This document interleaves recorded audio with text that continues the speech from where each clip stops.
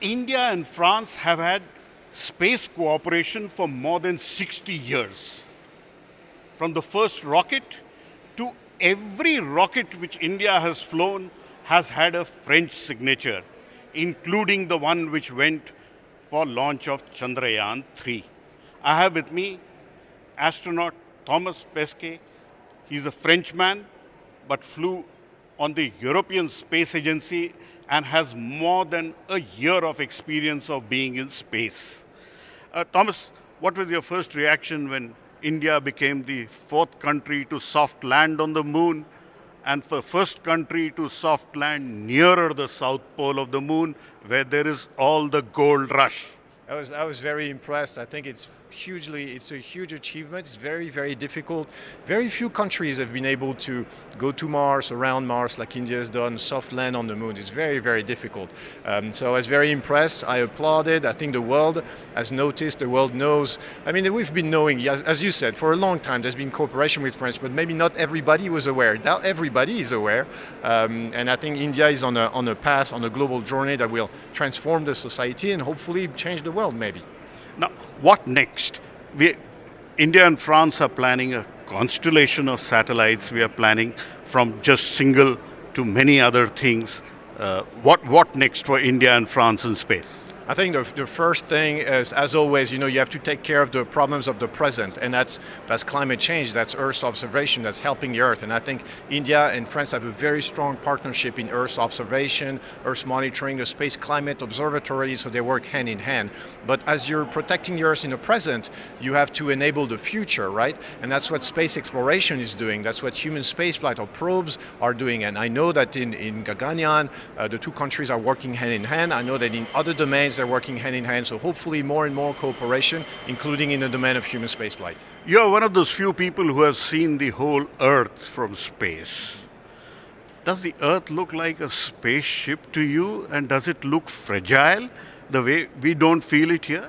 Yeah, it does actually, because the way we're wired in our brains, we can only understand what's at our scale, right? We have the intellectual tools, we have mathematics, we have philosophy, but it doesn't touch our heart, right? Only what we can touch, what we can see, the people we can interact with, that touches our heart. When you go to space, you put the planet at a scale that you can perceive.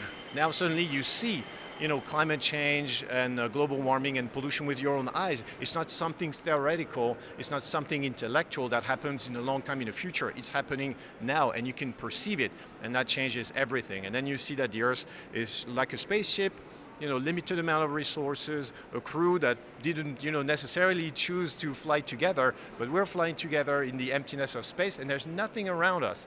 That's the only oasis of life that there is. So we have to protect the spaceship if we want a crew to continue flying for a long time. What next for the world in space? Are you excited that there could be a possibility of human habitation on moon? India has already signed up, like France, to the Artemis Accords. Is that an exciting development? I think it's very exciting. I think it's the most exciting time ever, including the Apollo missions. It was very exciting at the time, but now we have a permanent space station, permanent human presence. We have many countries participating, not just one, not just two, but many. We have different actors, different spaceships, different rockets. Everybody wants to go to space. And I think going back to the moon is a huge step.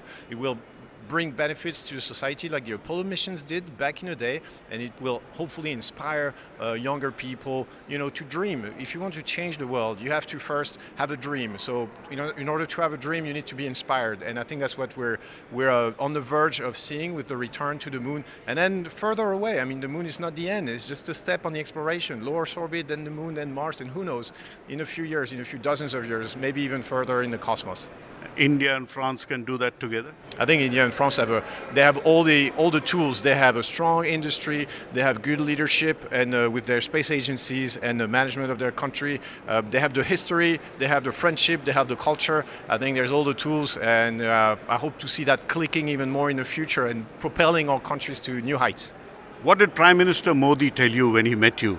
You are here because of his invitation. That's true. I accepted his invitation. Very kind of him to invite me to India.